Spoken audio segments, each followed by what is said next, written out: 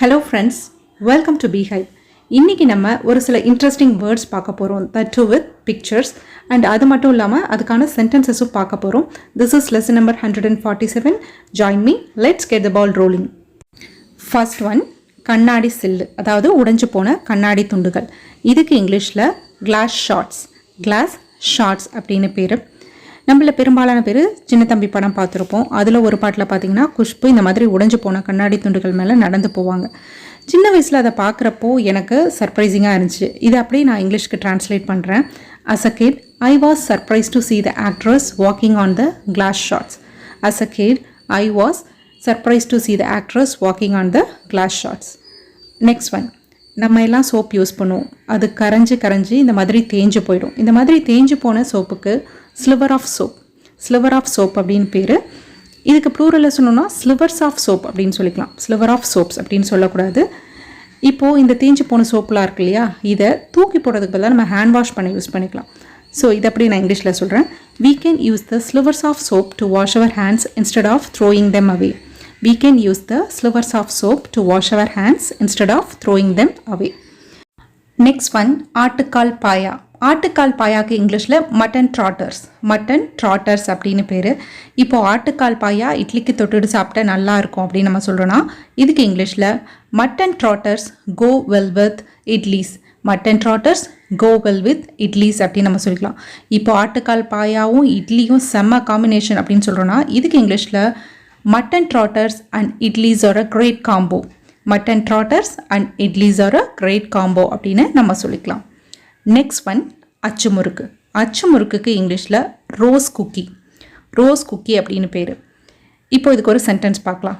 அவங்க எனக்காக ஃப்ரெஷ்ஷாக மேக் பண்ண அச்சுமுறுக்கு கொண்டு வந்திருந்தாங்க அப்படின்னு சொல்கிறதுக்கு she brought a freshly made batch of rose cookies for me.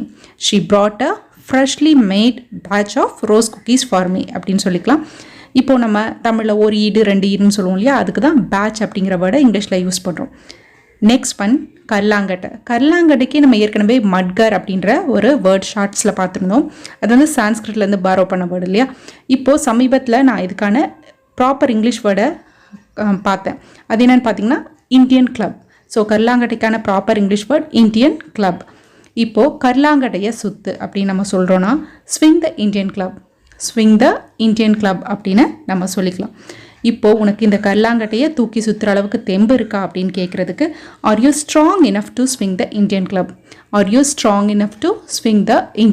அப்படின்னு நம்ம கேட்டுக்கலாம். நெக்ஸ்ட் ஒன், இப்போ நம்மள ஒரு சிலருக்கு பார்த்திங்கன்னா ட்ராவல் பண்ணும்பொழுது வயிறு பரட்டுறது, வாந்தி வர்றது, இந்த பிரச்சனைலாம் இருக்கும்.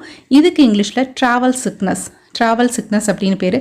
இந்த ட்ராவல் சிக்னஸ் இருக்கவங்க என்ன பண்ணுவாங்க, ட்ராவல் பண்ணும்பொழுது கையில் ஒரு பிளாஸ்டிக் பேக் மாதிரி எடுத்துகிட்டு போவாங்க இல்லையா. இந்த பேக்குக்கு இங்கிலீஷில் சிக் பேக் இல்லைனா பார்ஃப் பேக். சிக் பேக் அப்படி இல்லைனா பார்ஃப் பேக் அப்படின்னு பேர். பார்ஃப்னா வாமிட் அப்படின்னு அர்த்தம். ஸோ இதுக்கு நம்ம இப்போது சென்டென்ஸ் பார்க்கலாம். எனக்கு வந்து ட்ராவல் பண்ணும்பொழுது வயிறு பரட்டும் இல்லை வாந்தி வரும், அதனால நான் ட்ராவல் பண்ணும்பொழுதெல்லாம் ஒரு பிளாஸ்டிக் பேக் எடுத்துகிட்டு போவேன் அப்படின்னு சொல்கிறதுக்கு I am travel sick, so I always carry a barf bag or sick bag while traveling. I am travel sick, so I always carry a barf bag or sick bag while traveling அப்படின்னு நம்ம சொல்லிக்கலாம். இப்போது இந்த barf bag இல்லை sick bag பதிலாக நீங்கள் I always carry a plastic bag while traveling அப்படின்னு சொல்கிறதுனாலும் சொல்லிக்கலாம்.